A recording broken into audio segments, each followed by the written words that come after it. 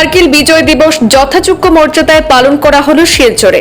শুক্রবার শিলচর মাসিমপুর মিলিটারি স্টেশনের পক্ষ থেকে যথাযোগ্য মর্যাদায় 25তম কার্গিল বিজয় দিবস পালন করা হয়। 25তম কার্গিল বিজয় দিবস উপলক্ষে দেশাত্মবোধক সঙ্গীত পরিবেশন সহ কার্গিল যুদ্ধে যারা শহীদ হয়েছেন তাদের শ্রদ্ধাঞ্জলি অর্পণ করা হয় সেনা জওয়ানদের পক্ষ থেকে। বক্তব্য রাখতে গিয়ে বক্তারা কার্গিল বিজয় দিবসের বিষয়বস্তু তুলে ধরেন।